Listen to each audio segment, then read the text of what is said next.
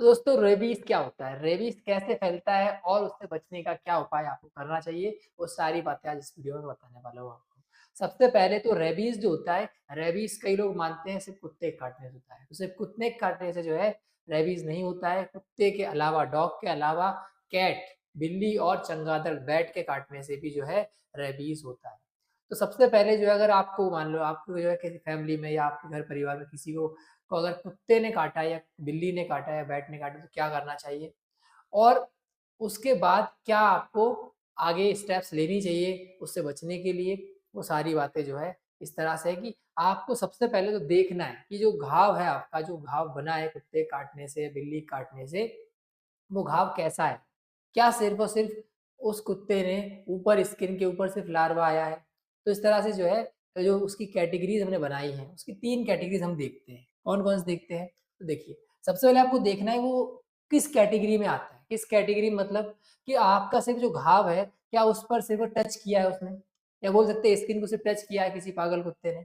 या फिर अगर टच किया है, तो टच किया है तो अपन उसको बोल देते हैं कि वो कैटेगरी 1 है। अब कैटेगरी 1 में क्या करना है वो आपको अब बताएँगे। पर अगर मान लीजिए काटा है ऐसे काटा है कि जिसमें आपकी स्किन जो है उस पे स्क्रैच भी पड़ गया है। स्क्रैच पड़ गया है लेकिन कोई भी ब्लीडिंग नहीं हुई है। ब्लीडिंग मतलब खून नहीं आया है लेकिन उसने खरोच दिया है। जिसको हम खरोचना कहते हैं, खरोच दिया है लेकिन कोई भी खून नहीं आया है।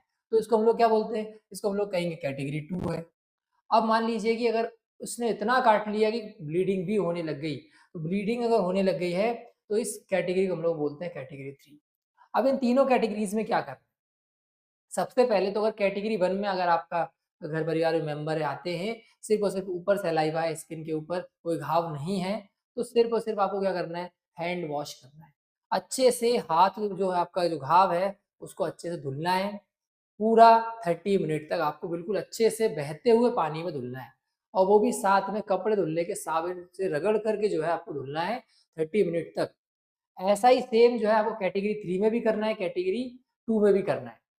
पर कैटेगरी 2 के में एक और एक्स्ट्रा चीज़ क्या करनी है कि आपको जो है जैसे ही कुत्ते ने काटा है, तो जो स्क्रैच वाली जगह है उसको अच्छे से धुलना तो है ही, साथ में आपको नज़दीक के हॉस्पिटल में भी जाना है, उसका प्रॉपर ट्रीटमेंट लेने के लिए। ट्रीटमेंट में जो है वैक्सीनेशन जो है दी जाती है।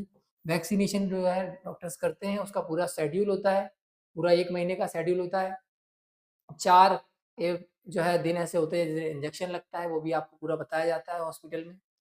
फिर इसके अलावा अगर मान लीजिए अगर आपका जो कैटेगरी 3 का बाउंड है, मतलब आपका जो घाव है वो कैटेगरी 3 में आ रहा है, ब्लीडिंग हो रही है, तब भी आपको बहते हुए पानी में कपड़े धुलने के साबुन से रगड़-रगड़ के उसको साफ करना है और साथ में जो है नियर बाय जो भी आपका हॉस्पिटल है वहाँ जाना है, वहाँ जाकर आपको वैक्सीन्स लगेंगी और साथ में उसमें इम्यूनोग्लोबुलिन्स होती हैं, बनी-बनाई एंटीबॉडीज़ उसमें दी जाती हैं। ये होता है पूरा उसका मैनेजमेंट जिससे कि आप रेबीज़ से बच पाएँ। रेबीज़ अगर किसी को एक बार हो जाती है तो वो ठीक नहीं हो सकती है। इसीलिए पहले ही जैसे ही कुत्ते ने काटा है, बिल्ली ने काटा है तो उसका पहले से ही आप उसका प्रॉपर ट्रीटमेंट ज़रूर करवाइए। क्योंकि बहुत इम्पोर्टेंट है और इससे बचा जा सकता है। ऐसा नहीं है कि अगर कुत्ते ने काट लिया तो आपको रेबीज़ हो ही जाएगी। उससे बचने का जो प्रॉपर शेड्यूल है उसको फ़ॉलो करना चाहिए।